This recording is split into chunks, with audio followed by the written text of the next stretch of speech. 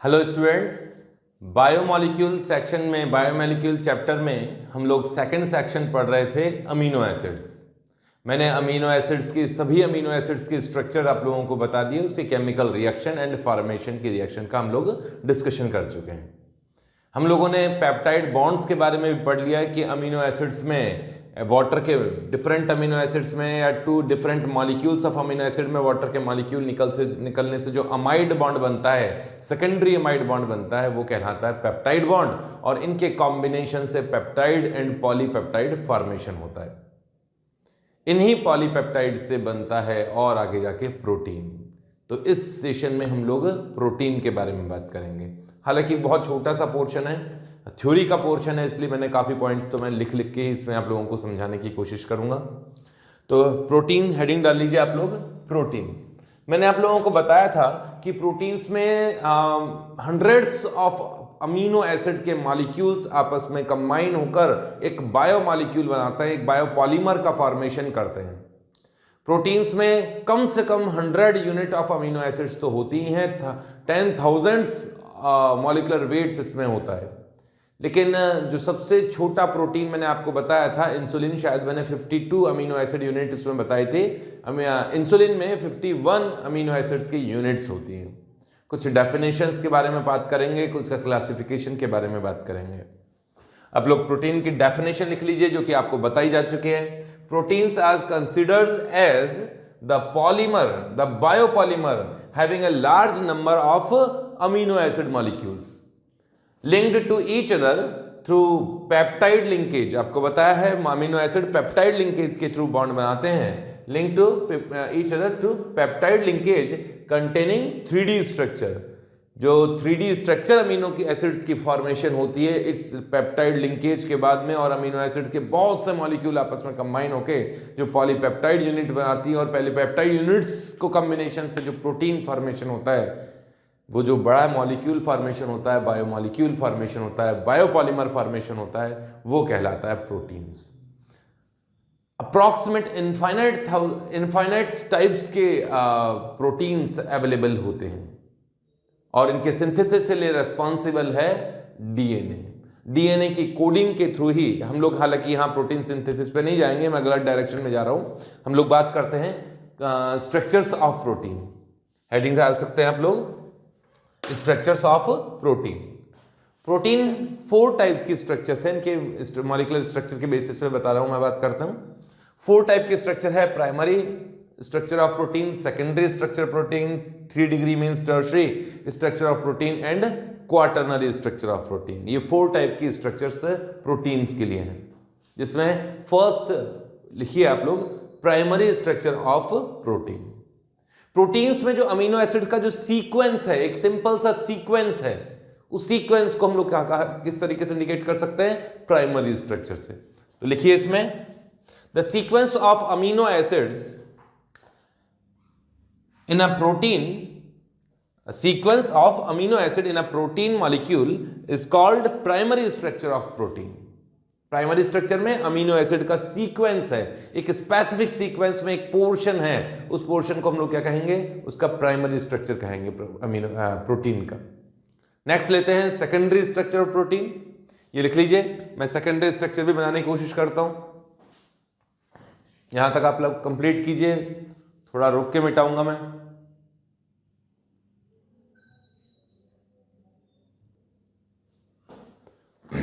Next है secondary structure of protein.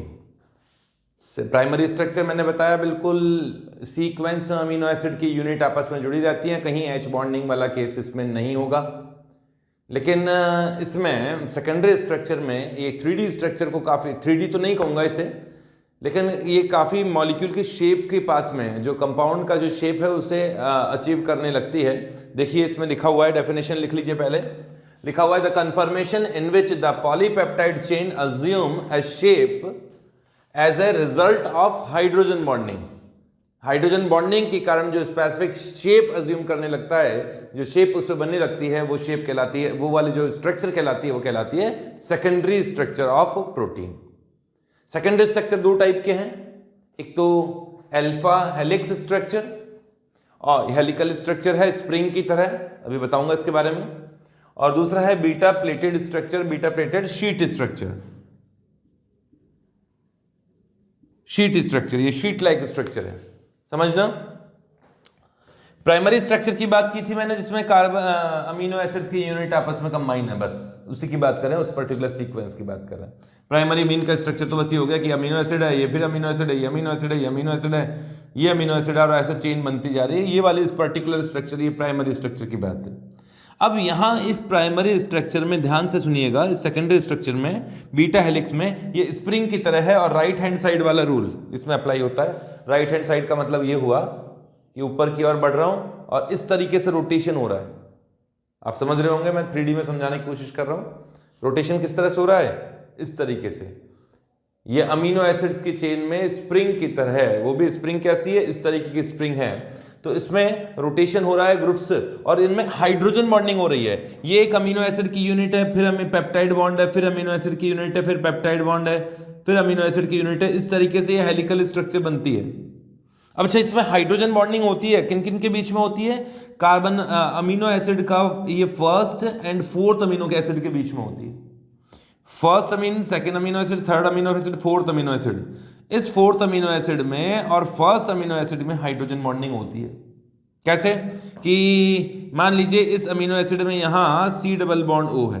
अब यहाँ इससे मुझे समझाना पड़ेगा, चलो ये इस तरफ समझाता हूँ कि यहाँ C डबल बॉन्ड O है, होता ही है ना अमाइड इसमें अमीनो एसिड्स में।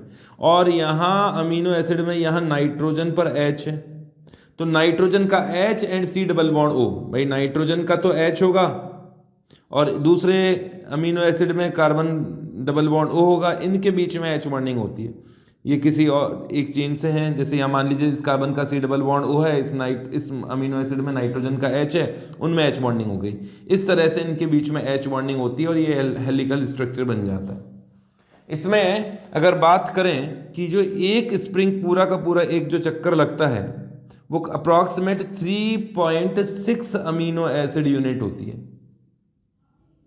Amino acid units in one circle बोल दें या वन राउंड बोल दें।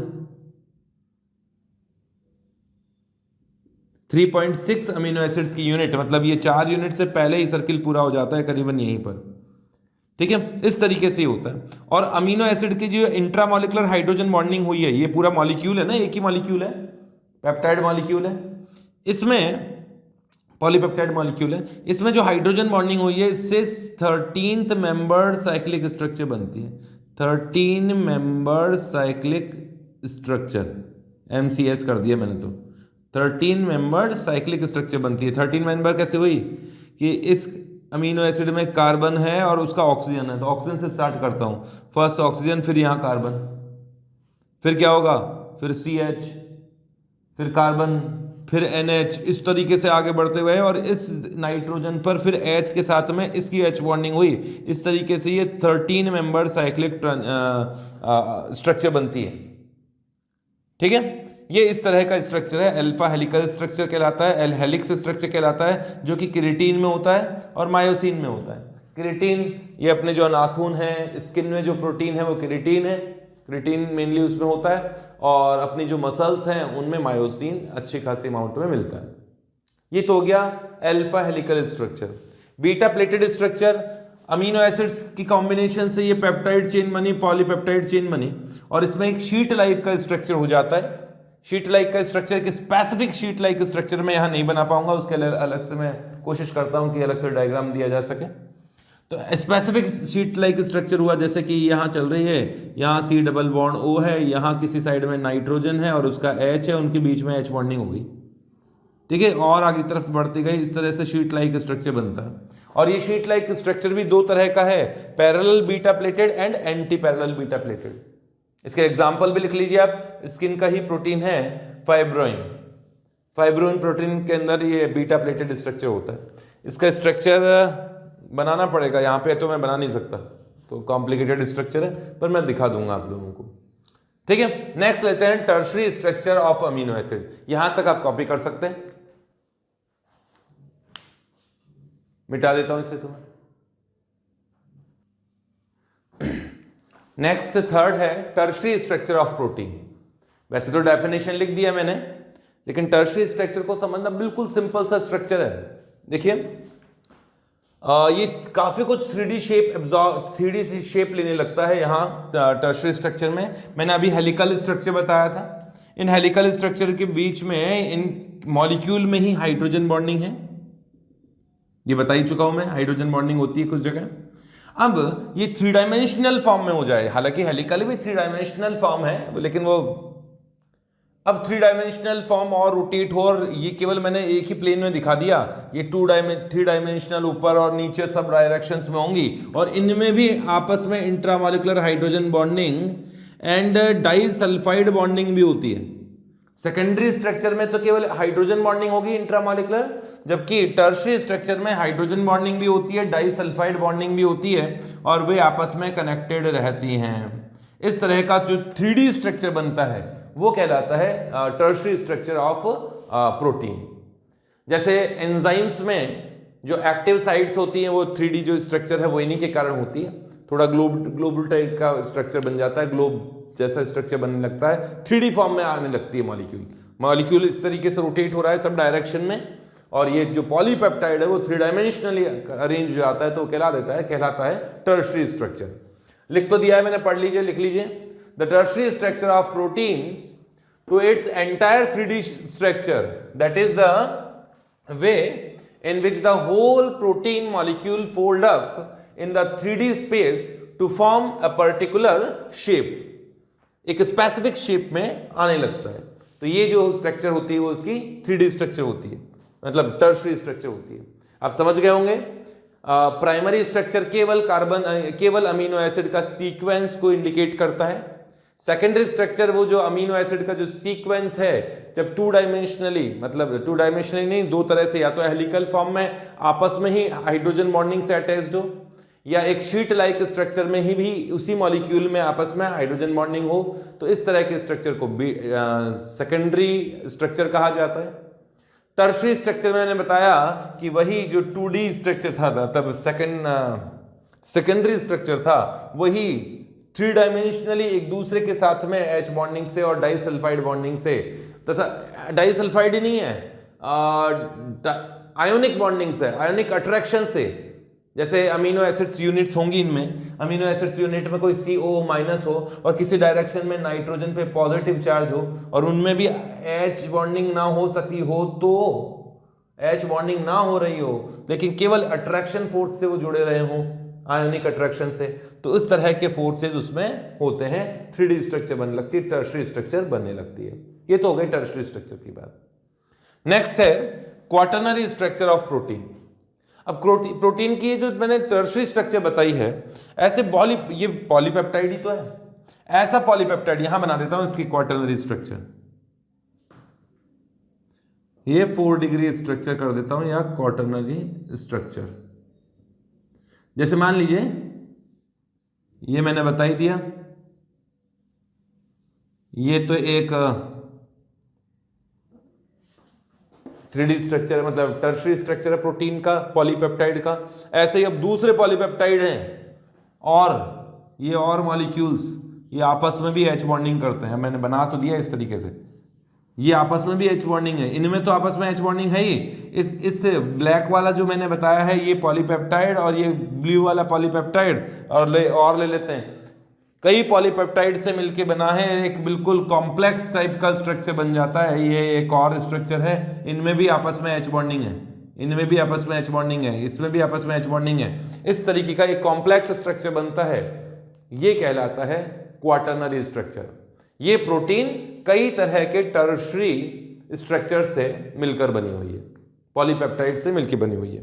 तो वही लिखा हुआ है, देख लीजिए यहां पर, मैनी प्रोटीन्स, फटाफट लिखो इसे, many proteins are composed to more than 1 polypeptide chain, ये बता ही दिया मैंने, which are held together by the some weak forces. वो वीक फोर्सेस कौन से हैं? H बॉन्डिंग होगा, डाइसल्फाइड बॉन्ड होंगे, आयोनिक अट्रैक्शन प्लस माइनस में अट्रैक्शन फोर्सेस के कारण होगा।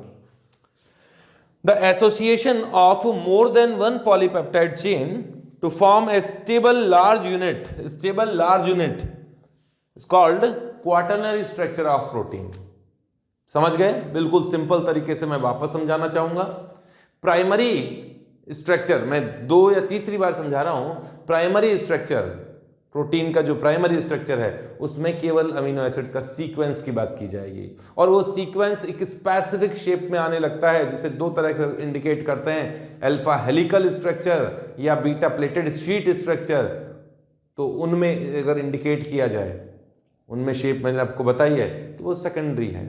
अगर यही सेकेंडरी स्ट्रक्चर में और ज़्यादा 3 डायमेंशनली वो एक दूसरे में कन्वर्ट हो, जैसे मैंने हेलिकल स्ट्रक्चर को ही कई तरीके से घुमा दिया यहाँ 3 डायमेंशनली, और उनमें भी हाइड्रोजन बॉन्डिंग और डाइसल्फाइड बॉन्डिंग हो, तो वो 3D स्ट्रक्चर है, टर्शरी स्ट्रक्चर है। और टर्शरी स्ट्रक्चर, बहुत सारी टर्शरी स्ट्रक्चर वाली पॉलीपेप्टाइड आपस में कंबाइन हो हाइड्रोजन बॉन्डिंग से और डिफरेंट वीक फोर्सेस से, तो इस बड़ी सी यूनिट को, स्टेबल यूनिट को क्वाटरनरी स्ट्रक्चर कहा जाता है। ठीक है, इसके बाद में लेते हैं क्लासिफिकेशन ऑफ प्रोटीन्स। लिखो यहां तक, तो जल्दी से लिखो, मैंने थोड़ा फास्ट ही करने की कोशिश की है।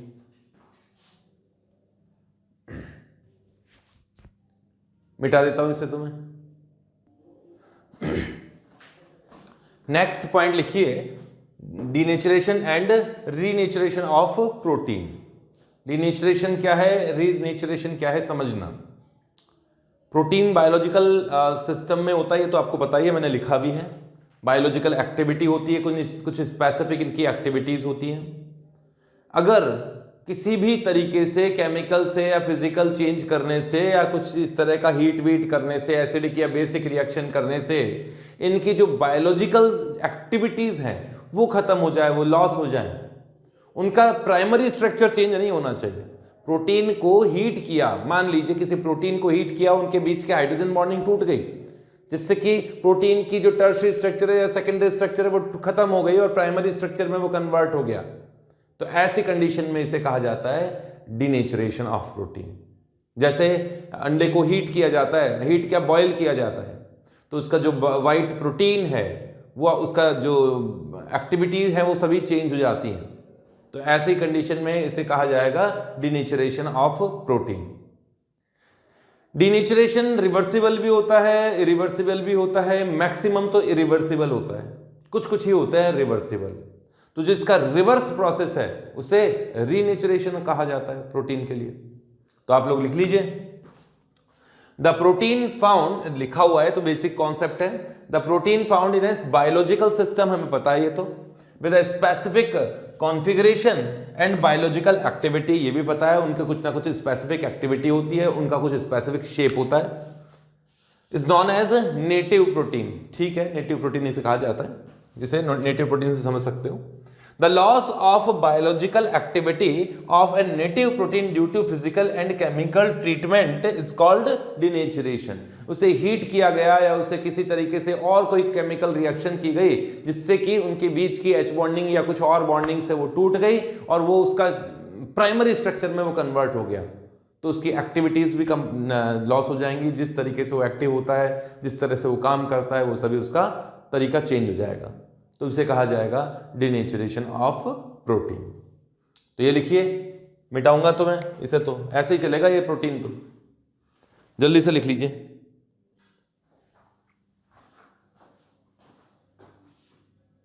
मिटा देता हूं अब तो। नेक्स्ट है क्लासिफिकेशन ऑफ प्रोटीन्स। कुछ बेसिस पर, कुछ डिफरेंट बेसिस पे इनको क्लासिफाई करते हैं। फर्स्ट है इनकी मॉलिक्यूलर स्ट्रक्चर के बेसिस पे, तो ए पॉइंट लिख लीजिए, on the basis of molecular structure. Molecular structure के बेसिस पे प्रोटीन्स को 2 पार्ट्स में डिवाइड किया गया है, fibrous protein and globular protein. जैसा कि नाम से ही पता पड़ रहा है, फाइबर लाइक स्ट्रक्चर, ऐसी प्रोटीन्स जिनमें डिफरेंट चेन्स बिल्कुल सीधी चेन्स जो होंगी वो आपस में एच बॉन्डिंग से जुड़ी हो और एक फाइबर लाइक का स्ट्रक्चर बनती है, लीनियर स्ट्रक्चर बनाती है, थ्रेड लाइक स्ट्रक्चर बनाती हैं, तो कहलाती हैं फाइब्रस प्रोटीन। पढ़िए इसे, when polypeptide chain run parallel, बिल्कुल साथ साथ, and form a fibre like structure called fibrous protein. These protein chain held together by hydrogen bonding and disulfide bonding, और केराटिन और मायोसिन इसका एग्जाम्पल है। हाँ, ये सबसे इंपॉर्टेंट बात ये है, फाइब्रस प्रोटीन वाटर इंसॉल्युबल होती है, याद रखिएगा, फाइबर प्रोटीन वाटर इंसॉल्युबल होती है। नेक्स्ट ग्लोबुलर प्रोटीन, इसमें भी नाम से पता पड़ रहा है ग्लोबुलर, ग्लोब जैसा, गोल गोल, ठीक है, स्फेरिकल लाइक का स्ट्रक्चर होता है। तो इसमें जो प्रोटीन का स्ट्रक्चर है वो चारों तरफ से मैंने बताया था, 3D स्ट्रक्चर में भी थोड़ा बहुत आइडिया दिया था। तो ये ग्लोबुलर टाइप का स्ट्रक्चर बन जाता है, गोल स्ट्रक्चर टाइप का, बिल्कुल उस तरह का स्ट्रक्चर बन जाता है प्रोटीन में, कि प्रोटीन में जो इनर पार्ट है, प्रोटीन का जो पोर्शन, ये जो ग्लोब है, इसके इनर पार्ट में तो लिपोफिलिक ग्रुप होते हैं और आउटर पार्ट में हाइड्रोफिलिक ग्रुप्स होते हैं। हाइड्रोफिलिक ग्रुप्स होंगे तो वाटर के मॉलिक्यूल इसे आसानी से कवर कर सकते हैं और वो वाटर सॉल्युबल होंगे। ठीक है, लिख लीजिए, when polypeptide chain is folded to form spherical structure, है ना, स्फेरिकल बोला है, spheroidal structure shape, it is called globular protein, globe जैसा प्रोटीन। वाटर सॉल्युबल होता है, आपको बताया हाइड्रोफिलिक ग्रुप्स बाहर की ओर निकले होते हैं, और एग का जो एल्बुमिन प्रोटीन है वो इसी कैटेगरी का प्रोटीन है, और एंजाइम्स भी, बहुत से एंजाइम्स भी इसी कैटेगरी के होते हैं कि बाहर वाला जो पोर्शन होता है वो उनका हाइड्रोफिलिक होता है। ठीक है, नेक्स्ट लेते हैं, इसे लिख लीजिए जल्दी से, फटाफट लिखो, बहुत सिंपल सी चीजें हैं, बस ऐसा कैसे जितना बताया उतना ही पढ़ना है, उससे ज्यादा पढ़ने की जरूरत नहीं है। लिखो, कुछ देर तक तो छोड़ रहा हूं मैं इसे, फटाफट लिखो, वरना तो मैं मिटा रहा हूं अब इसे। वीडियो पॉज करो और लिखना स्टार्ट करो। नेक्स्ट सेकंड क्लासिफिकेशन है on the basis of chemical composition of protein. उन प्रोटीन्स का केमिकल कंपोजिशन किस तरह का है, इसे 3 कैटेगरीज में डिवाइड किया गया है, simple protein, conjugate protein and derived protein. Simple protein, conjugate protein and derived protein.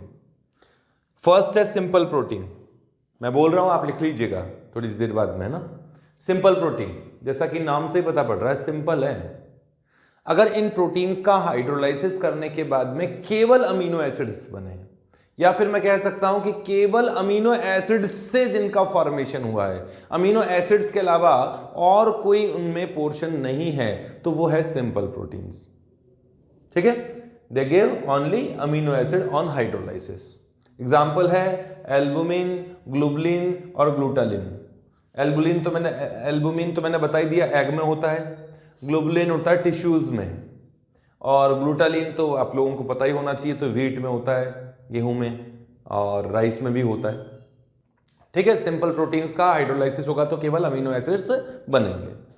Next है कॉन्जुगेट प्रोटीन। कॉन्जुगेट प्रोटीन्स का जब हाइड्रोलाइसिस किया जाएगा, और प्रोटीन्स का हाइड्रोलाइसिस करोगे तो सबसे आखिरी में तो अमीनो एसिड बनेगा ही बनेगा। तो इनमें अमीनो एसिड यूनिट के साथ में कोई ना कोई नॉन प्रोटीन पार्ट जुड़ा हुआ होता है, बॉन्डेड होता है।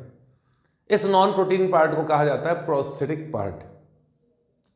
ऐसे प्रोटीन्स को कॉन्जुगेट प्रोटीन्स कहा जाता है। आप समझ गए होंगे, ऐसे प्रोटीन्स जिनमें अमीनो एसिड से कोई नॉन प्रोटीन पार्ट भी कंबाइन है, जुड़ा हुआ है, ऐसे प्रोटीन्स कॉन्जुगेट प्रोटीन्स कहलाते हैं।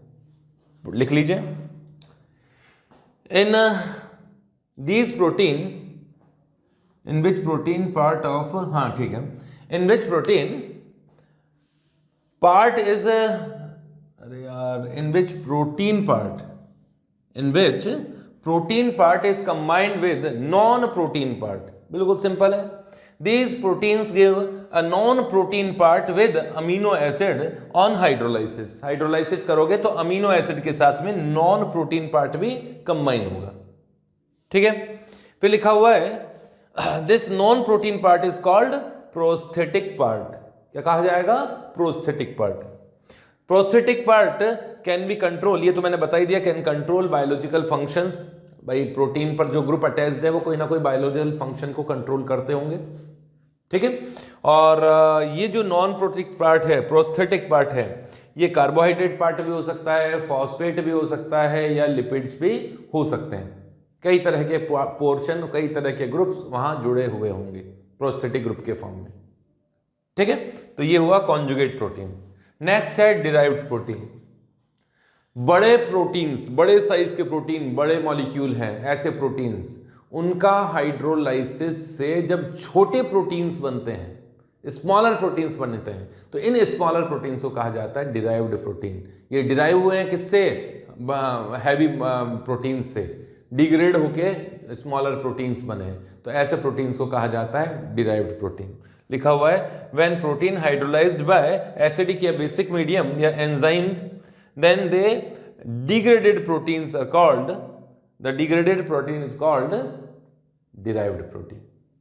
तो ये प्रोटीन्स की छोटी मोटी कहानी थी जो मुझे कहनी थी और आपको सुननी थी। अब इसके पहले नोट्स बनाओ और नोट्स बना के एक बार खुद पढ़ो और फिर उसके बाद में ये जो लेक्चर अभी 20 मिनट में हुआ है, इस प्रोटीन वाले पोर्शन को धड़ाधड़ पढ़ डालो, ठीक है? उसको फिर लिखने की जरूरत नहीं, एक बार लिख लो, लिखने के बाद में वापस आप लोग जो मैं बोल रहा हूँ उस पोर्शन को आप लोग चलाते जाओ, आगे बढ़ाते जाओ, और वही पोर्शन है जो मैंने आपको बताया।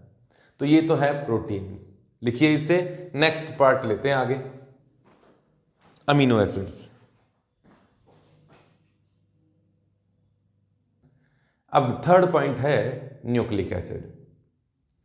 न्यूक्लिक एसिड पढ़ने से पहले आप ये चीज समझ लीजिएगा कि ये जो पोर्शन है जिसमें protein, nucleic acid, lipid, vitamins, जो बेसिक पॉइंट्स हैं जो एनसीईआरटी में गिवन भी हैं, ये केवल मेन में पूछे जाते हैं, जेईई मेन में ही इससे क्वेश्चंस बनते हैं, एडवांस में इससे क्वेश्चंस नहीं आते हैं। इनके स्ट्रक्चर्स रिलेटेड क्वेश्चन जो भी आते हैं, इनके फंक्शंस रिलेटेड जो क्वेश्चंस आते हैं वो मेन में ही पूछे जाते हैं।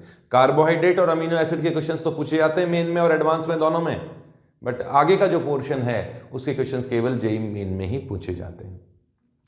ये लेक्चर केवल जेईई मेन की स्ट्रीम, मतलब इंजीनियरिंग स्ट्रीम के स्टूडेंट्स को ध्यान में रखते हुए बनाया जा रहा है, क्योंकि बायो में जो स्टूडेंट्स हैं, जो नीट की जो प्रिपरेशन कर रहे हैं, ऐसे स्टूडेंट्स के लिए ये पोर्शन तो बहुत स्मॉल है। इससे डिटेल में तो आप लोगों को बायोलॉजी में पढ़ने को मिलेगा, तो बायो के स्ट्रीम के स्टूडेंट्स ये लेक्चर ना देखें, ठीक है? तो अब स्टार्ट करते हैं न्यूक्लिक एसिड। देखो, न्यूक्लिक एसिड जैसे प्रोटीन्स पॉलीमर हैं अमीनो एसिड्स के, बहुत से अमीनो एसिड्स मिल के जुड़ के एक पॉलीअमाइड टाइप का स्ट्रक्चर बनाते हैं, वैसे ही न्यूक्लिक एसिड है पॉलीमर न्यूक्लियोसाइड्स के, न्यूक्लियोटाइड्स के, सॉरी, न्यूक्लियोटाइड अलग होता है, न्यूक्लियोसाइड अलग होता है। तो पॉलीन्यूक्लियोटाइड भी इन्हें कहा जा सकता है। अभी बताता हूं न्यूक्लियोटाइड क्या चीज है। न्यूक्लियोटाइड में मेनली हम लोग इसमें डीएनए और आरएनए में पढ़ते हैं। न्यूक्लिक एसिड में आप लोगों को पता ही होगा कि हाँ भाई, ये न्यूक्लिक एसिड जेनेटिक मटेरियल है जो एक जनरेशन से दूसरी जनरेशन में कैरेक्टर्स को ट्रांसफर करते हैं। प्रोटीन सिंथेसिस के लिए भी न्यूक्लिक एसिड्स रेस्पॉन्सिबल होते हैं। मेनली जो कैरेक्टर्स जो डिपेंड करते हैं वो प्रोटीन्स पर ही डिपेंड करते हैं, और प्रोटीन सिंथेसिस को डीएनए आरएनए के बेसिस पर या डीएनए के द्वारा कंट्रोल किया जाता है। तो डीएनए जो जेनेटिक कोड होता है, उस कोड के बेसिस पे स्पेसिफिक टाइप के प्रोटीन जनरेट करता है, और वो प्रोटीन ही कैरेक्टर्स डेवलप करते हैं उस एनिमल में या उस प्लांट में। तो ये जेनेटिक मटेरियल है। तो कुछ पॉइंट्स मैंने यहाँ लिखे हैं, बेसिक पॉइंट्स हैं, उन्हें समझाता जाता हूँ, पढ़ता जाता हूँ, आपको लिखते जाना है। फर्स्ट लिखा है nucleic acids are long chain polymer of nucleotide. Polymer है, पॉलीमर की डेफिनेशन क्या है? जिनमें कुछ यूनिट्स बार बार रिपीट होती जाएं और एक बड़ा सा मॉलिक्यूल बना दें। ऐसा मैक्रो मॉलिक्यूल जिनमें कुछ छोटी यूनिट्स कंबाइन होकर एक बड़ी सी यूनिट बना दे, एक बड़ा सा मॉलिक्यूल बना दे, वो कहलाता है पॉलीमर। और ये भी बायोपॉलीमर हुआ। तो बायोपॉलीमर किसका है? न्यूक्लियोटाइड का है। न्यूक्लियोटाइड क्या होता है अभी बात करेंगे। न्यूक्लियोटाइड छोटी छोटी यूनिट्स हैं, इसमें शुगर भी होती है, बेस भी होता है, फॉस्फोरिक एसिड भी होता है, तो उसके बारे में बात करेंगे। पर ये अभी तो ध्यान रखो, ये पॉलीन्यूक्लियोटाइड कहा जाता है। पॉलीन्यूक्लियोटाइड मींस जिसमें बहुत सारी न्यूक्लियोटाइड यूनिट्स कंबाइन होकर एक बड़ा मॉलिक्यूल बनाती है, मैक्रो मॉलिक्यूल बनाती है। Second, nucleic acid contain polyphosphate ester chain. जैसे अमीनो एसिड पॉलीअमाइड चेन है, अमीनो एसिड्स में, सॉरी अमीनो एसिड नहीं, प्रोटीन्स अमीनो एसिड्स की पॉलीअमाइड चेन है, वैसे ही न्यूक्लिक एसिड में पॉलीफॉस्फेट चेन है। फॉस्फेट मतलब फॉस्फोरिक एसिड का एस्टर है। फॉस्फोरिक एसिड क्या है? H3PO4। ये फॉस्फोरिक एसिड है। इस फॉस्फोरिक एसिड के एस्टर क्या होंगे, जिसमें H को रिप्लेस करके R ग्रुप आ जाए, कोई कार्बन कंटेनिंग ग्रुप आ जाए, वो क्या हो जाएंगे, फॉस्फेट के एस्टर। तो इसमें फॉस्फेट के एस्टर ही होते हैं। स्ट्रक्चर देखो, इसमें कुछ ऐसा है कि स्ट्रक्चर बताते ही तो ये बहुत आसान हो जाएगा। कुछ जो बेसिक बायो से रिलेटेड पॉइंट्स आते हैं वो मैथ्स के स्टूडेंट्स को अच्छा नहीं लगता कि सर इनसे तो बच के हम लोग यहाँ आए। मैथ्स लिया था हम लोगों ने इसलिए कि बायो ना पढ़नी पड़े, अब यहाँ बायो ही पढ़नी पड़ रही है, मैथ्स में ही तो इंटरेस्ट था। तो बेटा थोड़ा सा ही तो है, बहुत सारा नहीं है, ये थोड़ा सा है, बिल्कुल ऐसा इतना नॉलेज हर स्टूडेंट को होना ही चाहिए। फिर वो डेप्थ में जो स्ट्रक्चर्स हैं उनके बारे में ना भी पता हो, लेकिन ये तो पता होना चाहिए कि डीएनए क्या है, आरएनए क्या है। हाँ, मैंने कहा कि ये पॉलीफॉस्फेट एस्टर चेन है। थर्ड पॉइंट है, दो टाइप के होते हैं mainly, DNA and RNA. Nucleic acid दो टाइप के हैं, DNA and RNA. Deoxy ribo nucleic acid, ribose पढ़ा था ना, उससे रिलेशन है इसका। And RNA means ribo nucleic acid, RNA, ribo nucleic acid. Ribose होता है इसमें, इसलिए राइबो आ रहा है वर्ड। तो दो तरह के हैं, डीएनए एंड आरएनए, दोनों जेनेटिक मटेरियल है। वैसे डीएनए को ज़्यादा बड़ा मानते हैं, लेकिन मुझे लगता है कि एक प्रोसेस में सारे ही जो कंटेंट्स होते हैं या सारे ही सब्सटेंस होते हैं वो अपने आप में इम्पॉर्टेंट होते हैं, पर फिर भी डीएनए को ज़्यादा इम्पॉर्टेंट माना जाता है। नेक्स्ट लिखा हुआ है, डीएनए कहाँ होता है? ऑब्वियसली सेल में होता है। एनिमल सेल हो या प्लांट सेल हो, उनमें होगा। सेल पढ़ी होगी, थोड़ी बहुत तो पढ़ी होगी, जरूर पढ़ी होगी, बचपन से पढ़ते आए हैं, छोटी क्लासेस से पढ़ते आए हैं। जहाँ तक मुझे याद है कि 5th या 6th क्लास में ही सेल इंट्रोड्यूस हो गई थी। हमारी बॉडी की सबसे छोटी यूनिट सेल। सेल में क्या होता है? न्यूक्लियस। मेनली न्यूक्लियस में क्रोमोसोम्स होते हैं, तो क्रोमोसोम्स में जीन होते हैं, और जिन कैरेक्टर्स में, जीन में जो स्पेसिफिक कोडोन होते हैं जो कैरेक्टर्स को डिसाइड करते हैं, वो किससे मिलके बने होते हैं? वो डीएनए। ठीक है, तो मेनली सेल में डीएनए कहाँ सिचुएटेड होता है? डीएनए मेनली होता है न्यूक्लियस में, क्रोमोसोम्स होते हैं, क्रोमोसोम्स में डीएनए होते हैं। क्लियर है? कुछ साइटोप्लाज्म में भी होते हैं। साइटोप्लाज्म क्या है? सेल में न्यूक्लियस को छोड़ के जो मटेरियल है, जो भी है, न्यूक्लियस के अलावा जो मटेरियल है सेल में, वो साइटोप्लाज्म कहलाता है। तो न्यूक्लियस में भी डीएनए का मेजर पोर्शन होता है और कुछ साइटोप्लाज्म में होते हैं, बहुत कम अमाउंट में। तो यही पॉइंट मैंने लिखा है, DNA is localised largely in the nucleus inside chromosomes, and small amount of DNA is also available in cytoplasm. Cytoplasm में माइटोकॉन्ड्रिया और क्लोरोप्लास्ट में होता है। माइटोकॉन्ड्रिया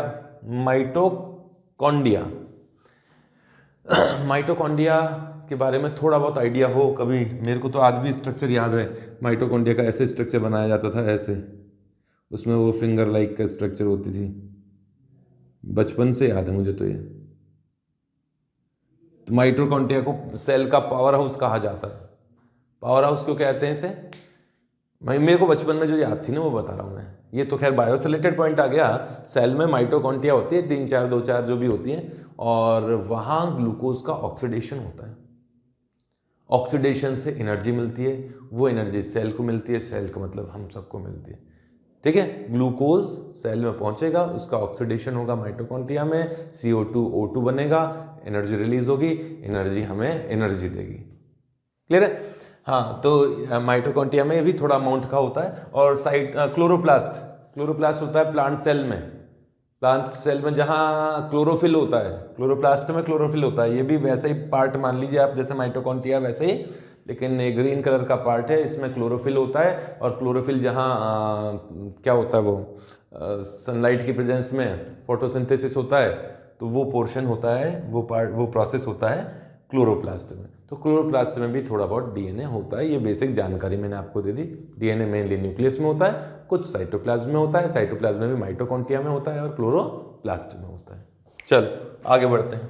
आरएनए कहाँ होता है? मेनली अवेलेबल होता है साइटोप्लाज्म में, थोड़ा बहुत न्यूक्लियस में भी होता है। न्यूक्लियस में न्यूक्लियोलस होता है, न्यूक्लियस में भी एक न्यूक्लियोलस होता है, आपने पढ़ा हो तो कभी, उसमें आरएनए पार्ट होता है। ठीक है, तो न्यूक्लियस में भी होता है न्यूक्लियोलस, न्यूक्लियस में न्यूक्लियोलस में ये होता है, और साइटोप्लाज्म में भी राइबोसोम्स पर और कुछ मटेरियल जो होता है उसमें भी ये अवेलेबल होता है। 3 तरह के होते हैं, बताऊंगा अभी। नेक्स्ट है सोर्स, ये तो बता ही दिया। DNA as the chief source of genetic information is copied in RNA molecule. RNA molecule पे ये जेनेटिक कोडिंग करता है, जिसे ट्रांसक्रिप्शन कहते हैं। इसके बारे में बात करेंगे हम लोग। तो यहाँ मैंने ज़्यादातर पॉइंट बोला है कि आगे बात करेंगे, आगे बात करेंगे, आगे बात करेंगे। याद करो, मैंने जब आप लोगों को कार्बोहाइड्रेट पढ़ाया था तो भी मैंने कुछ पॉइंट्स ऐसे बोला था कि यार आने दो, स्ट्रक्चर आने दो। यहाँ भी ऐसा ही है। अभी डीएनए आरएनए का स्ट्रक्चर बताया, बस क्लियर हो गया। ज़्यादा फंक्शन तो तुमसे पूछेंगे भी नहीं, तुमसे फंक्शंस नहीं पूछे जाएंगे, वरना बायो वाले स्टूडेंट से क्या पूछा जाएगा। लेकिन आपको इनकी केमिकल कंपोजिशन के बारे में ज़रूर पूछा जा सकता है कि इनकी केमिकल कंपोजिशन कहाँ है, कैसी है, ठीक है। तो वो तो हमें बताना ही पड़ेगा। तो यहां तक आप लिखो, इसके बाद में chemical composition of DNA RNA दोनों लूंगा मैं। फटाफट लिख लीजिए, इसे मिटा रहा हूं मैं।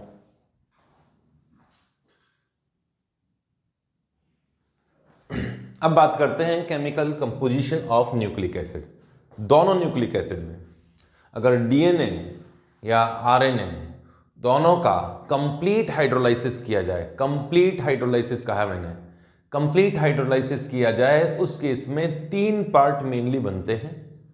एक होता है शुगर, पेंटोज शुगर, दूसरा होता है नाइट्रोजनस बेस, और तीसरा होता है फॉस्फोरिक एसिड।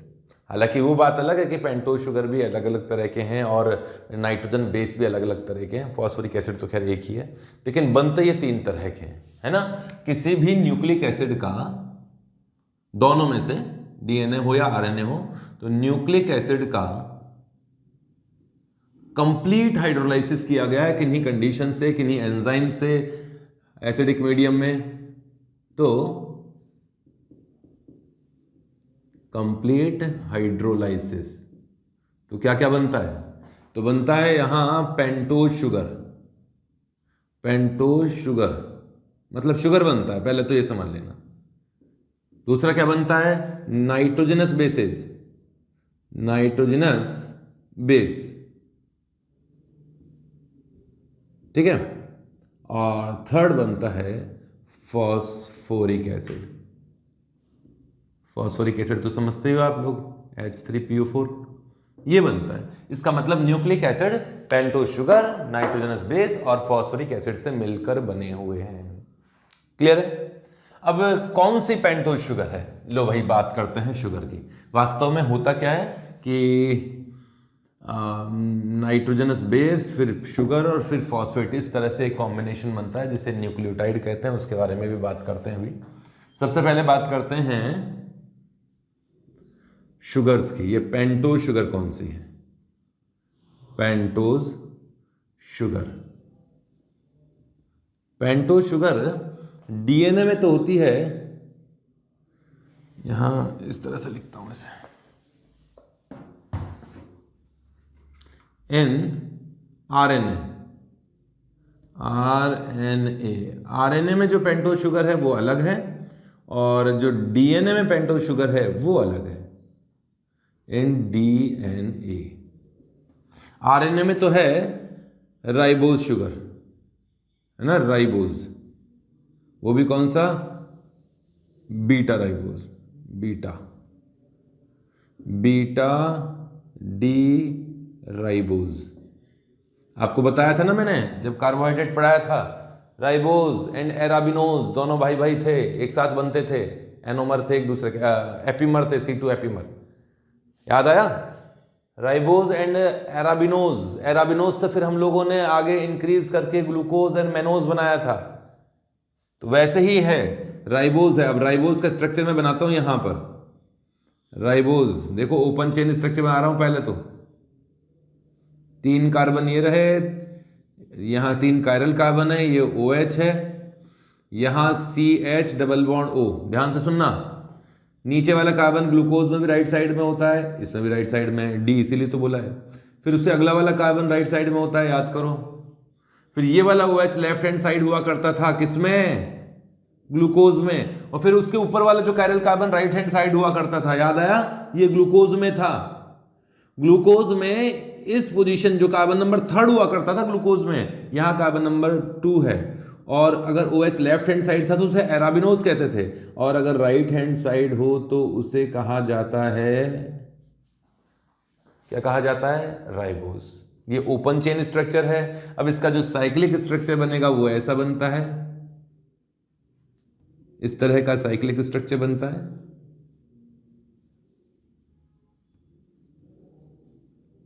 कितने मेंबर रिंग बनी? 1 2 3 4 एंड 5 मेंबर रिंग है। और OH बाहर की तरफ होता है तो बीटा होता है, अंदर की तरफ होता है तो अल्फा होता है, याद है? तो ये राइबोज शुगर इसमें होता है। अगर इसका हावर्थ स्ट्रक्चर बना है तो हावर्थ स्ट्रक्चर कुछ इस तरह से बनेगा। ये कार्बन नंबर 1 ये वाला जिसमें OH ऊपर की ओर है, बीटा में ऊपर ही रखते थे ना, लेफ्ट हैंड साइड वाले को ऊपर रखते थे। यहाँ कार्बन नंबर 2 पर OH नीचे की ओर, कार्बन नंबर 3 पर OH नीचे की ओर, और कार्बन नंबर 4 पे तो CH2OH है। ऐसे ही बनाया जाता है। यही है, ये 1 ये 2, थर्ड कार्बन ये रहा, फोर्थ ये रहा, फिफ्थ ये रहा, ये वाला कंपाउंड है। ठीक है, ये तो है राइबो, और वो भी कौन सा शुगर है, पायरानोज की फ्यूरिनोज? तो ये फ्यूरिनोज है, 5 मेंबर रिंग। क्लियर है? लेकिन अब डीएनए में जो राइबोज है उसमें केवल इतना सा अंतर है कि कार्बन नंबर जो 2 है उसमें यहां OH नहीं होता, यहां भी H होता है और यहां भी H होता है, मतलब कार्बन नंबर 2 कायरल नहीं होता इसमें, तो उसे डीऑक्सी बोला, मतलब जिसमें ऑक्सीजन कम है। डीऑक्सी मतलब ऑक्सीजन गायब हो गया है ना, डी का मतलब निकल जाता है ना कोई भी मॉलिक्यूल, तो उसके लिए बोलते हैं डिहाइड्रोजनेशन, डी ब्रोमिनेशन, है ना, ब्रोमीन निकल गया, तो ऐसे डीऑक्सी बोल दिया, भाई ऑक्सीजन नहीं है। तो डीएनए में क्या होगा, वही बीटा डीऑक्सी राइबोज है, deoxy beta ribose, deoxy beta ribose, जिसमें कार्बन नंबर 2 पर, अब तो जल्दी से बन जाएगी स्ट्रक्चर, ये 3 कार्बन, ये नया वाला कार्बन, यहां कार्बन नंबर 1 में OH लेफ्ट हैंड साइड, यहां OH ही नहीं है, और यहां OH। ये 1 2 3 4 5, तो याद रखना कार्बन नंबर 2 पर ऑक्सीजन गायब है। हावर्थ स्ट्रक्चर बनाया तो कार्बन नंबर 2 पर ऑक्सीजन गायब होगा, HH यहां होगा, मैं देख देख के बना लेता हूं स्ट्रक्चर। OH यहाँ, H, फिर H ही रहेंगे इसमें, तो फिर OH यहाँ, फिर H, और यहाँ CH2OH। ये 1 ये 2 ये 3 ये 4 और ये 5। मैंने आप लोगों को बताया था कि अभी क्या कहा था कि है ना, एक तो नाइट्रोजन बेस होता है, शुगर होता है, और फॉस्फेट होता है, इस तरह से कॉम्बिनेशन में रहता है, मतलब शुगर दोनों के बीच में होता है, फिर फॉस्फेट आगे बेस से जुड़ेगा, फिर शुगर से जुड़ेगा, इसी तरीके से आगे रिपीट होती है यूनिट्स। शुगर बेस से भी जुड़ता है, शुगर फॉस्फेट से भी जुड़ता है, तो इस पोजीशन से तो ये फॉस्फेट से जुड़ता है आगे जाके, अभी बताऊंगा, और इस पोजीशन से ये बेस से जुड़ता है, सेम इसमें भी ऐसा ही होता है, यहां से तो बेस से जुड़ता है कार्बन नंबर 1 से, और ये कार्बन नंबर जो 5 है उससे ये जाके किसी फॉस्फेट शुगर से, फॉस्फेट से जुड़ता है। तो उसको मैं बता देता हूं, यहां ज्यादा कुछ बताने की जरूरत है नहीं, लिखिए इसे। इसके बाद बेस पे चलते हैं कि बेस कितने तरह के होते हैं और कौन कौन से होते हैं, अच्छी तरह से लर्न करना है। राइबोज होता है स्ट्रक्चर, ठीक है, बिल्कुल ऐसा कैसे याद हो तो बहुत अच्छी बात है, अगर पूछ ले। मेन में आजकल इतने सारे पेपर्स बन रहे हैं, और इस बार तो बहुत ही कुछ होने वाला है, कि इतने सारे पेपर्स जब बनेंगे तो कुछ ना कुछ तो वो ऐसा रखेंगे ही रखेंगे जो NCERT में से ऐसे उठा के दे दिए जाए। क्वेश्चंस रिपीट भी होंगे तो हो जाएंगे, आप टेंशन ना लें, आप तो क्वेश्चंस करें। पिछले सालों के इतने सारे पेपर आ चुके हैं मेन के, हाँ, लास्ट ईयर हुए थे, उससे पिछले साल के भी हुए थे, वो पेपर्स करो ना आप अच्छी तरह से। कैसे आपका रिवीजन नहीं होता है, लेकिन रिवीजन तब होता है जब आप पूरा पढ़ चुके हो। पूरा पढ़ने के बाद में पेपर्स करो, और उन पेपर्स में भी जो क्वेश्चन रिपीट होंगे तो आपका कॉन्फिडेंस खूब बढ़ेगा स्टार्टिंग के पेपर में टाइम ज़्यादा लगेगा, बाद में जब पेपर करने लगोगे तो टाइम कम लगेगा, कोई नए नए कॉन्सेप्ट आएंगे तो कॉन्सेप्ट बिल्डअप होते रहेंगे। तो इस तरीके से पेपर्स भी करने चाहिए। बहुत पेपर्स हैं आप लोगों के पास में, मार्केट में अवेलेबल हैं बहुत सी बुक्स लास्ट ईयर के पेपर्स के, मेन के तो 3 साल के पेपर ही कर लो, आपके लिए तो सफिशिएंट हो जाएंगे, इतने सारे पेपर हैं। ठीक है, तो इनको तो लिखो, राइबोज शुगर। फिर हम लोग लेते हैं, ये तो आपने पेंटोज शुगर लिया है, इसके बाद में मैं बाद में बात करूंगा नाइट्रोजनस बेस। कौन सा नाइट्रोजनस बेस होता है? फॉस्फोरिक एसिड तो होता ही है, जैसा होता है। लिखिए इसे, मिटा रहा हूं।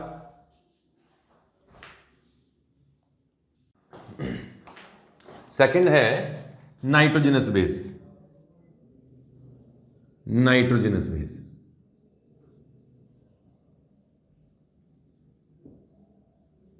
अब नाइट्रोजनस बेसिस दो तरह के होते हैं, प्यूरिन्स एंड पिरिमिडिन्स। ये दो कैटेगरी के हैं, एक तो है प्यूरिन्स एंड पिरिमिडिन्स।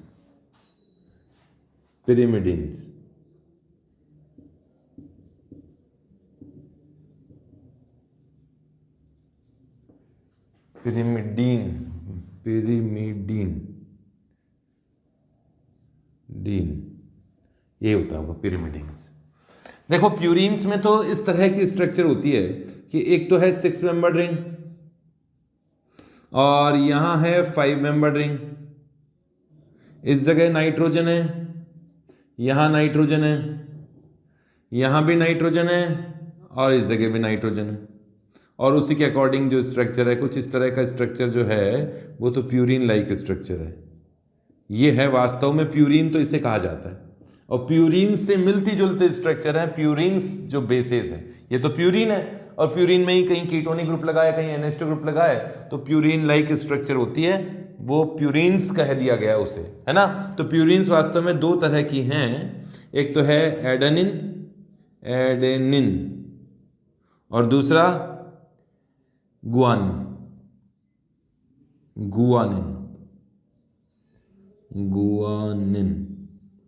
एडेनिन का स्ट्रक्चर मैं याद करके आया हूं, एक तो 5 मेंबर रिंग है ये वाला और ये 6 मेंबर रिंग है।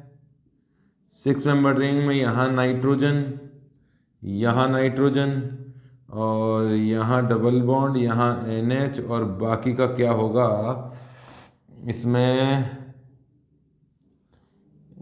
यहाँ NH2। ये तो है क्या, एडेनिन। और गुआनिन में यहाँ NH2 है, यहाँ कीटोनिक ग्रुप है, ये हो गया गुआनिन।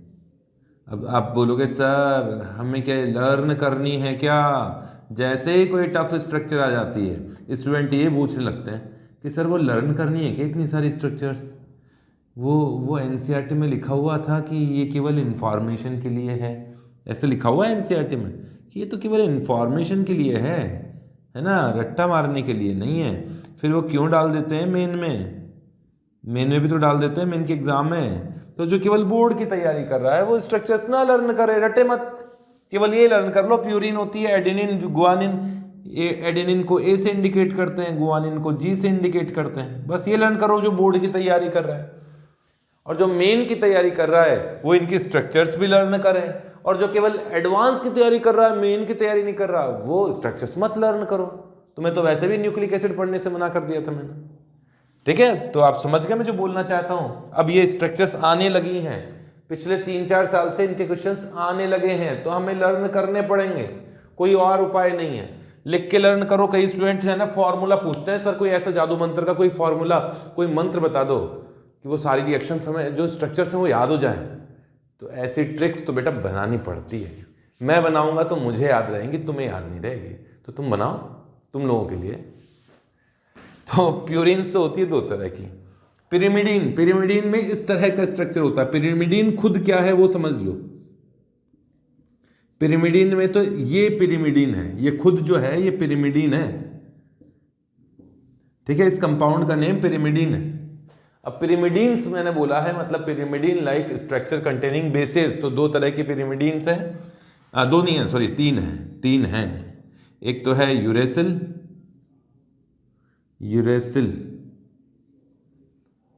यही स्ट्रक्चर, यही नेम होना चाहिए, यूरेसिल। दूसरा है थायमिन है और GAT एडेनिन T थायमिन, और भी होता है यार गुआनिन, साइटोसिन, साइटोसिन भी होता है, साइटोसिन एंड थायमिन, थायमिन। ठीक है, इनकी स्ट्रक्चर भी रटी मैंने। यूरेसिल का स्ट्रक्चर कुछ इस तरह का होता है, जगह थोड़ी कम पड़ेगी, इस तरह से लिखता हूं इसको। 3 है यूरेसिल, यूरेसिल यार स्पेलिंग देखनी पड़ेगी मेरे को एक बार। यूरेसिल और सेकंड क्या बताया था, साइटोसिन, साइटोसिन, और दूसरा है थायमिन, थायामीन। ठीक है, यूरेसिल का स्ट्रक्चर तो कुछ इस तरीके का है कि नाइट्रोजन ये रहा, एक नाइट्रोजन ये रहा, और यहाँ डबल बॉन्ड, यहाँ डबल बॉन्ड O, और H इस जगह, H इस जगह। ये तो यूरेसिल का स्ट्रक्चर है ना। साइटोसिन का स्ट्रक्चर, थायमिन का स्ट्रक्चर, पहले थायमिन का बनाऊंगा, मेरे को थायमिन इसी ऑर्डर में लर्न किया है मैंने। तो थायमिन में यहाँ C डबल बॉन्ड O, यहाँ C डबल बॉन्ड O, और यहाँ CH3, ये थायमिन का स्ट्रक्चर है। ऐसे लर्न किया, यूरेसिल का लर्न कर लिया मैंने कि यहाँ कीटोन कीटोन है, फिर मैंने देखा कि यहाँ CH3 एक्स्ट्रा था बस थायमिन में, और कुछ नहीं है थायमिन। और साइटोसिन में यहाँ NH2 है, यहाँ NH2 है, यहाँ नाइट्रोजन, यहाँ नाइट्रोजन, यहाँ कीटोन, और इस तरह से स्ट्रक्चर है। ये साइटोसिन का स्ट्रक्चर है। स्ट्रक्चर लर्न करनी पड़ेगी तुम्हें, बहुत ज़्यादा आखिरी टाइम पे लर्न मत कर लेना, ठीक है। हल्का फुल्का आइडिया होना चाहिए। कई बार तो यही पूछ लेते हैं कि मोनोसाइक्लिक और बाईसाइक्लिक, तो प्यूरिन बाईसाइक्लिक है और पिरिमिडिन जो है वो मोनोसाइक्लिक है। जल्दी बनाओ, फिर आते हैं अपन लोग DNA का जो बेसिक स्ट्रक्चर है उसके बारे में बात करते हैं। जल्दी बना लीजिए। इनकी स्पेलिंग के लिए बोल रहा था ना, स्पेलिंग गलत है ये। Uracil, cytosine, thiamine, thiamine. अब लिखो, कंप्लीट करो, THYANE, थाया अमीन हो गया ना, थायामीन। लिख लिया, मिटा देता हूं इन्हें।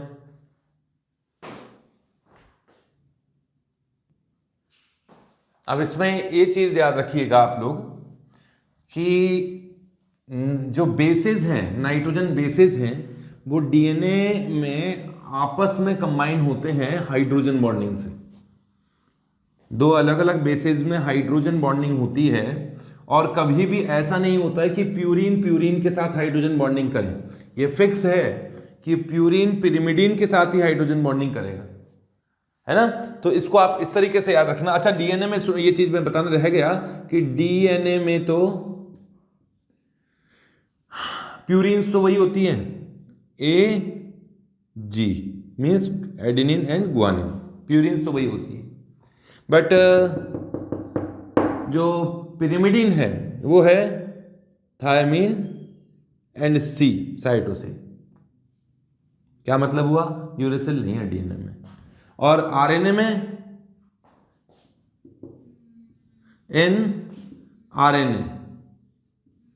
RNA में एडेनिन और गुआनिन तो है ही, साइटोसिन की जगह यूरेसिल है।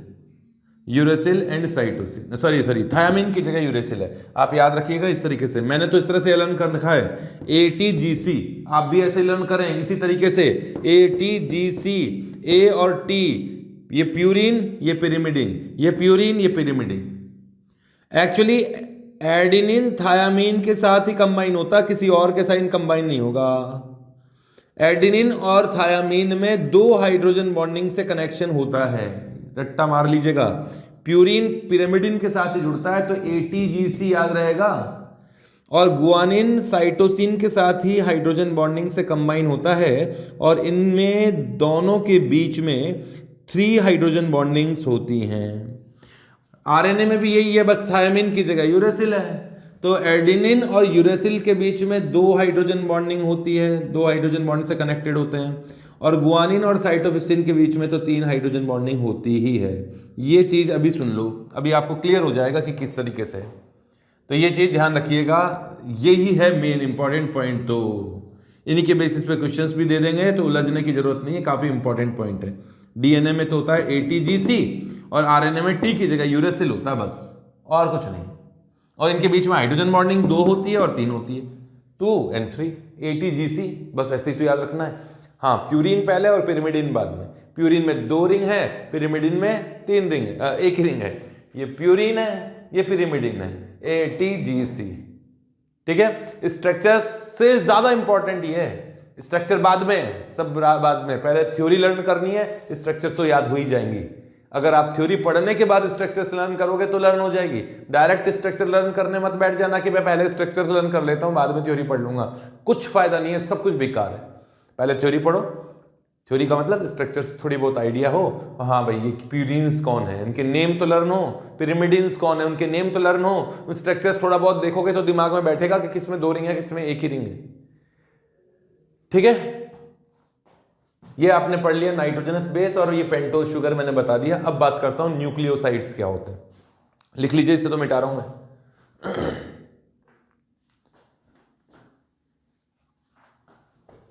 न्यूक्लियोसाइड्स, एक होता है न्यूक्लियोसाइड, दूसरे होते हैं न्यूक्लियोटाइड।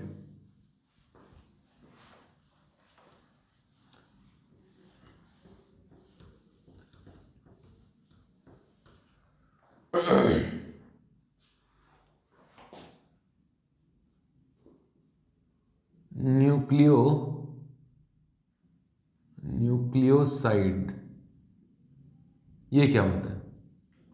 देखो, ये जैसे आप शुगर्स में आपने पढ़ा होगा ग्लाइकोसाइड, तो ग्लाइकोसाइडिक लिंकेज होते हैं, वैसे ही ये an glycosidic pentose sugar type का ये होता है। मतलब कुल मिला के कहने का मतलब ये है कि शुगर प्लस नाइट्रोजनस बेस का जो कनेक्शन है, इनका कॉम्बिनेशन है, नाइट्रोजनस बेस का जो कॉम्बिनेशन है वो कहलाता है न्यूक्लियोसाइड। इसमें अगर फास्फोरस भी आ जाए तो 3 का कॉम्बिनेशन कहलाता है न्यूक्लियोटाइड। ठीक है, और ये होता क्या है, ये नाइट्रोजनस बेटा ग्लूकोसाइडिक लिंकेज होता है, बीटा एन ग्लाइकोसाइडिक पेंटोज के साथ में लिंकेज इसमें होता है। अभी स्ट्रक्चर बताते हैं, लिंकेज, अरे यार क्या हो रहा है, लिंकेज स्ट्रक्चर बताता हूं। इस तरह का स्ट्रक्चर है कि ये पेंटोज शुगर है, जैसे भी डीएनए में अलग, आरएनए में अलग, आपको बताया है, यहाँ पे कुछ ग्रुप्स अटैच्ड है। ये कार्बन नंबर 6 बताया था, 5 बताया था, ये 1 2 3 4 एंड 5। और यहां से, इस जगह से, यहां याद कीजिए, यहां ऑक्सीजन है ना और H है, ये तो राइबोज शुगर हो गया।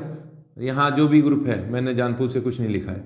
अब इस जगह यहां का H और नाइट्रोजन का H, यहां का OH और नाइट्रोजन का H, नाइट्रोजन जो बेस है उस पे जो H है और यहां का OH वो निकल गया, तो नाइट्रोजनस बेस यहां से कंबाइन होता है, इस जगह से, ये नाइट्रोजन से कंबाइन होता है। जैसा भी स्ट्रक्चर होगा, नाइट्रोजन का बॉन्ड मैंने बना दिया है इस तरह का, ये बेस है।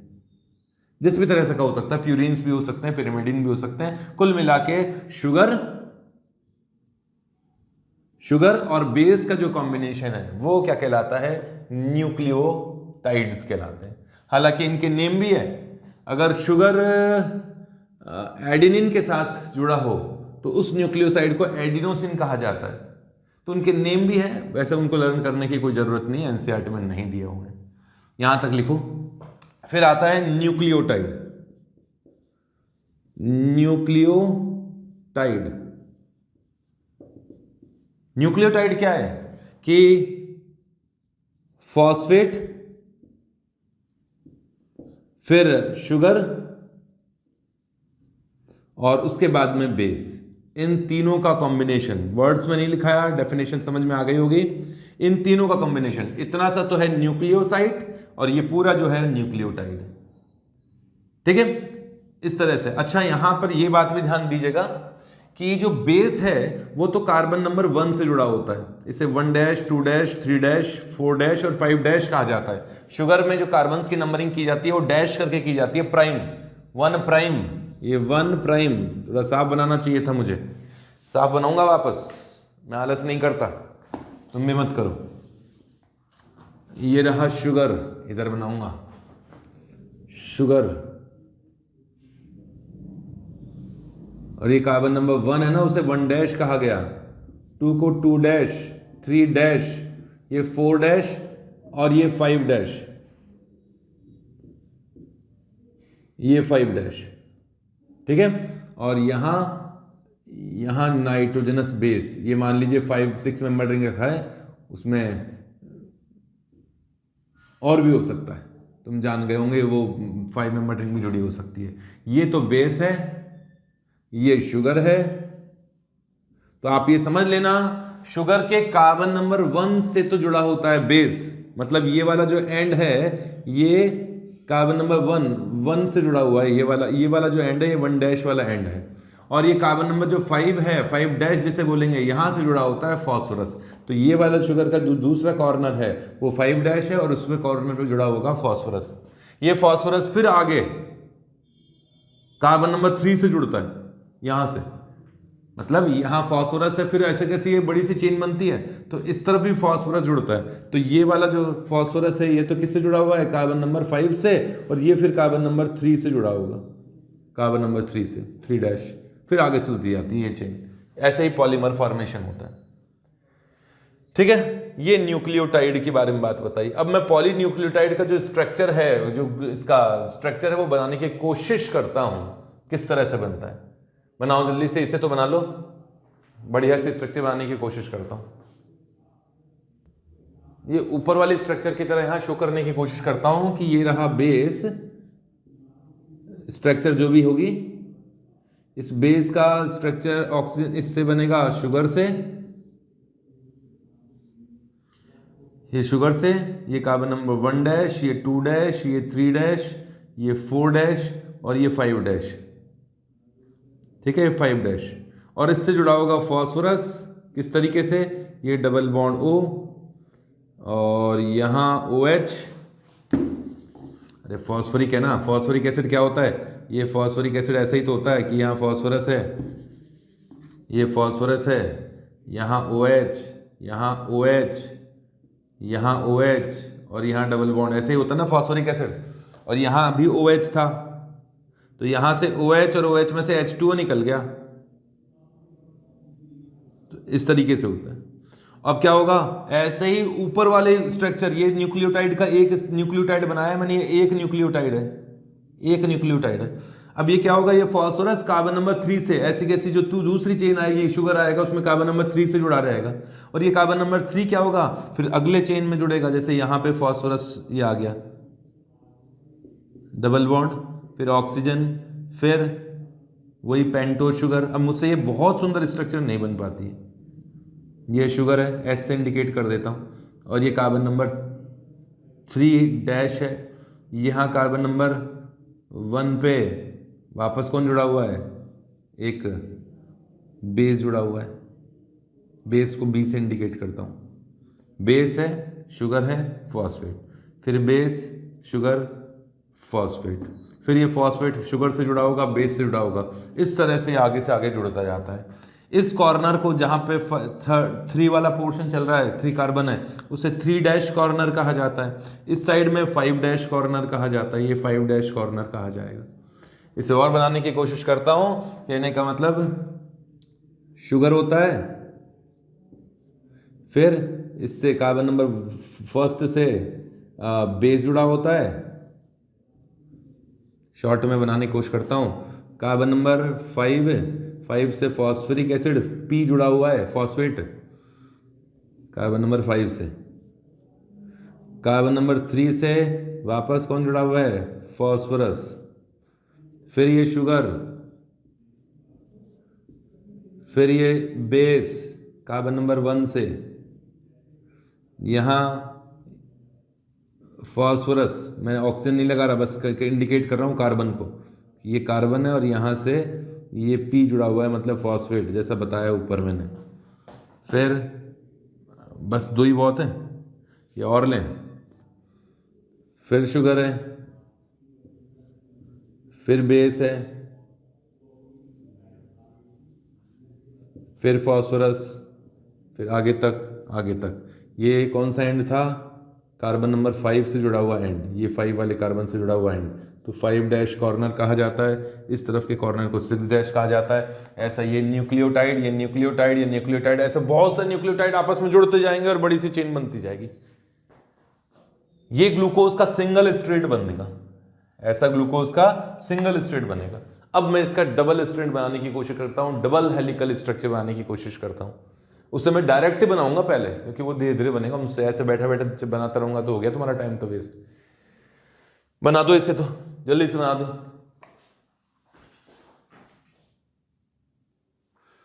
अब देखिए, मैंने डबल स्ट्रेट स्ट्रक्चर या डबल हेलिकल स्ट्रक्चर बनाने की कोशिश की है यहाँ डीएनए की।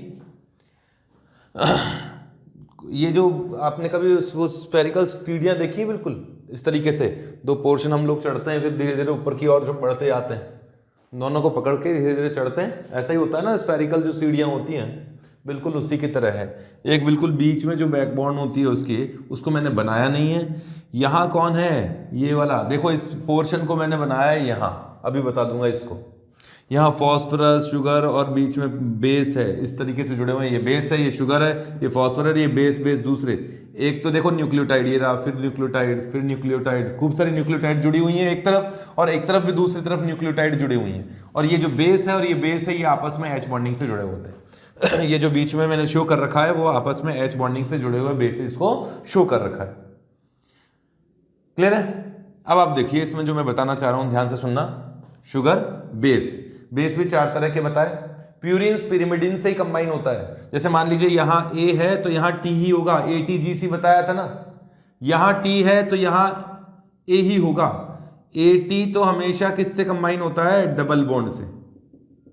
ATGC बताया ना, अगर यहाँ G है तो यहाँ C ही होगा, और कोई नहीं आएगा। G मतलब गुआनिन है तो साइटोसिन ही होगा सामने, और गुआनिन और साइटोसिन के बीच में ये ट्रिपल बॉन्ड होते हैं, हाइड्रोजन बॉन्ड होते हैं। यहाँ T आ गया तो यहाँ A ही आएगा। और इनका कोई सीक्वेंस है क्या? हाँ भाई, सीक्वेंस है। हर डीएनए का एक स्पेसिफिक सीक्वेंस है, उसी के कारण तो ये कैरेक्टर्स डिसाइड होते हैं। लेकिन ये कैरेक्टर ऐसा नहीं है कि उसके बाद ऐसा फिक्स ही है। किसी के डीएनए में क्या है, किसी के डीएनए में क्या है, डीएनए के किसी पोर्शन के अंदर इनका जो सीक्वेंस है वो कुछ भी हो सकता है। ये बार बार भी हो सकता है, एडेनिन हो, फिर एडेनिन हो, फिर एडेनिन हो, फिर उसके सामने तो थायमिन आएगा ही आएगा। ये गुआनिन है, ये साइटोसिन हो जाए, वो कोई थायमिन हो जाए, कोई इस तरीके से कोई भी रैंडमली आ सकते हैं। लेकिन एक इंसान का डीएनए है, मुझ में जो डीएनए है और बहुत सारे डीएनए हैं, उन सभी डीएनए में तो फिक्स ही होगा, एक जैसा ही होगा। मेरे अंदर जो भी डीएनए है, उस डीएनए का जो सीक्वेंस है इन बेसिस का, वो सीक्वेंस तो बिल्कुल एक जैसा ही होगा। ठीक है? तभी तो डीएनए फिक्स होता है। डीएनए आइडेंटिफाई कर लेते हैं ना, फिंगरप्रिंटिंग। फिंगरप्रिंटिंग का मतलब क्या है? उन्होंने आइडेंटिफाई कर लिया डीएनए का हर स्ट्रक्चर, क्रोमोसोम्स का जो हर स्ट्रक्चर है उसमें जो डीएनए है, उस डीएनए में जो इन बेसिस का जो सीक्वेंस है वो आइडेंटिफाई कर लिया कि इस सीक्वेंस में है, इस स्पीशीज में, मेंढक का स्पीशीज के अंदर इस सीक्वेंस में इस तरह का होता है, इसका जीन ये है।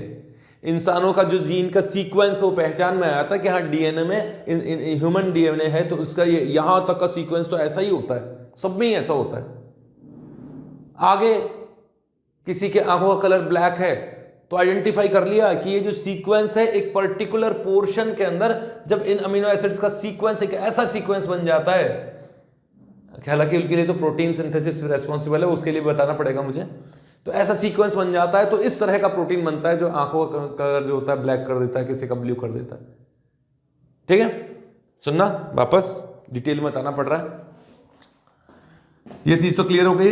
एक तरफ का ये स्ट्रेट चल रहा है, ये वाला पोर्शन एक तरफ है जिसको मैंने इतने से पोर्शन को चार ग्लाइकोसाइडिक लिए हैं, इसमें चार न्यूक्लियोटाइड्स लिए हैं। एक न्यूक्लियोटाइड ये रहा, दूसरा ये रहा, तीसरा ये रहा, चौथा ये रहा, पांचवा ये रहा, ऐसे ऐसे ऐसे आमने सामने। ठीक है, इस तरफ कार्बन नंबर 3 था, ये 1, ये 2, ये 3, ये 4 और यहाँ कार्बन नंबर 5 होगा। डैश लगाते हैं हम लोग तो एक 3 डैश और इस तरफ का 5 डैश ही होगा, 5 डैश ही होगा, 5 डैश ही होगा। ये 5 डैश कॉर्नर है। इस तरफ उल्टा है, ये कार्बन नंबर 1 से जुड़ा हुआ है ना बेस, ये 1 से जुड़ा हुआ है, 2 3 उल्टा बनाया है, ऑक्सीजन को नीचे रखा है मैंने, 3 4 एंड 5 और ये 5 वाला टर्मिनल ये रहा और ऐसे ही 3 वाला टर्मिनल पे फॉस्फोरस ये 3 टर्मिनल हो, ये उल्टा होता है। क्लियर है? अच्छा, और क्या बताना था, अब इसके बारे में बात करते हैं। ये जो डीएनए है इस तरह से घूमेगा, इसका जो डायामीटर है यहाँ से यहाँ तक का जो डायामीटर है, यूं ही तो चलेंगे ना ये, तो ये डायामीटर है 2 नैनोमीटर्स का, डायमीटर 2 नैनोमीटर्स का है। और ये स्फीयर देखो ये ऊपर से आ रहा है, थोड़ा सा मैंने उल्टा बना दिया यार, राइट हैंड वाला रूल ज़्यादा होता है इसमें, मैंने इसको यूं घुमा दिया थोड़ा सा बनाने की, यूं होता है यार, ये यूं होता है। चलो कोई नहीं, मैंने उल्टा बना दिया। डीएनए में 2 तरह के होते हैं, मेनली जो डीएनए होता है ना वो राइट हैंड रूल का फॉलो करता है। राइट हैंड रूल का मतलब यूं ऊपर की तरफ बढ़ रहे हैं ना तो यूं घूमेगा, इस तरीके से, इस तरीके से, ऐसे नहीं, उल्टा नहीं, अरे यार उल्टा नहीं, उल्टा नहीं, इस तरह से, मतलब ऊपर की तरफ देखो तो है ना एंटी क्लॉकवाइज डायरेक्शन में, इस तरह से राइट हैंड का फॉलो करता है कि ऊपर की तरफ जा रहे हैं और यूं घूमता हुआ जाएगा, यूं यूं। ठीक है, चलो जो भी है, एक पूरे सर्किल में यहां से ऊपर से होता हुआ नीचे की तरफ गया, फिर वापस ऊपर हुआ, तो इस पूरे सर्किल के लिए जो डिस्टेंस है वो है 3.4 नैनोमीटर्स। ठीक है, और यहाँ पूरे एक सर्किल में 10 न्यूक्लियोटाइड्स आ जाते हैं। ये रहा एक न्यूक्लियोटाइड, फिर दूसरा, फिर तीसरा, चौथा, पांचवा करके कितने 10 न्यूक्लियोटाइड आ जाते हैं, 1 2 3 4 5 6 7 8 9 10 यहाँ कहीं होगा।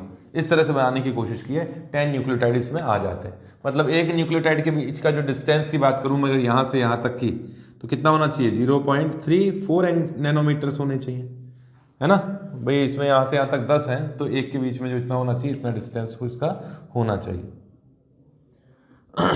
ये तो बात हो गई डीएनए की। अब जब डीएनए रेप्लिकेट होते हैं, डीएनए रेप्लिकेशन क्या होता है उसके बारे में बात करते हैं। डीएनए रेप्लिकेशन, जब सेल डिवीजन होता है, क्रोमोसोम्स बिल्कुल इक्वल क्रोमोसोम्स में कन्वर्ट हो जाते हैं, बिल्कुल रेप्लिकेट हो जाता है, एक जैसा ही दूसरा बन जाता है, एक सेल में चला जाता है, दूसरा दूसरे सेल में चला जाता है। तब थोड़ा बहुत आइडिया होगा। जब सेल डिवीजन होता है तो क्रोमोसोम्स भी डबल हो जाते हैं और फिर अलग अलग चले जाते हैं, और जो क्रोमोसोम डबल हुए हैं उनमें डीएनए भी जो डबल हो जाते हैं। तो सेल डिवीजन में रेप्लिकेशन होता है। जैसे ये वाला पोर्शन है ना, वैसे सुनो मेरी बात, डीएनए को थोड़ा सा हीट किया जाए तो हीट करते ही ये वाला एच बॉन्डिंग टूटने लगते हैं। ये एच बॉन्डिंग थोड़े वीक हैं, ये थोड़ा स्ट्रॉन्ग है। 3 बॉन्ड वाले स्ट्रॉन्ग है, इसमें 3 नहीं होंगे, ATGC है नहीं तो AT डबल बॉन्ड नहीं होंगे। ये थोड़े स्ट्रॉन्गर बॉन्ड होते हैं, थोड़े वीकर होते हैं। हीट जब करोगे तो ये बॉन्ड टूटेंगे, ये बॉन्ड टूटेंगे, ये बॉन्ड टूटेंगे, तो इधर का पोर्शन अलग होने लगेगा। जब ठंडा करते हो तो वापस उनको ऐड हो जाते हैं, उनका कुछ नेमिंग बोला जाता है, मैं वर्ड भूल गया उसके लिए, मेल्टिंग बोला जाता है। हीट करने से डीएनए के 2 पार्ट हो जाते हैं और वो जो एच बॉन्ड है ना वो हट जाते हैं, उसे मेल्टिंग बोलते हैं, और वापस ठंडा करोगे तो वापस जुड़ जाते हैं, ऐसा कुछ होता है। सभी डीएनए के लिए मेल्टिंग पॉइंट डिफरेंट होता है, फिक्स नहीं होता है। तो यहां तक लिखिए आप लोग।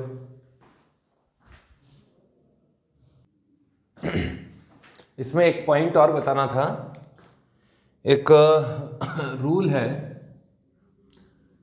चारगाफ्स रूल। कोई मतलब का रूल नहीं है, वैसे तो कोई बड़ी बात नहीं है, जो मैंने कॉन्सेप्ट बताया उसके बेसिस पर ये रूल है। ये आपको मैंने बता दिया, जितने प्यूरिन्स होंगे उतने पिरिमिडिन्स होंगे, है ना। ये प्यूरिन है, ये पिरिमिडिन है, क्योंकि प्यूरिन पिरिमिडीन से ही कंबाइन होता है। तो कहने का मतलब जितने ए होंगे उतने ही टी होंगे, और जितने गुआनिन होंगे उतने ही साइटोसिन होंगे, इक्वल होंगे। लेकिन कोई जरूरी तो ये तो नहीं है कि प्यूरिन और प्यूरिन जो डिफरेंट प्यूरिन्स हैं वो इक्वल हों। ये तो है प्यूरिन्स और ये है पिरिमिडीन्स, ठीक है। तो मैं ये कह रहा था कि जितनी प्यूरिन है उतनी पिरिमिडीन होती है, तो फिक्स है ना। लेकिन प्यूरिन का जो रेशो है ना वो स्पेसिफिक रेशो होता है ना। कैसे कि ये प्यूरिन है और एक और प्यूरिन है,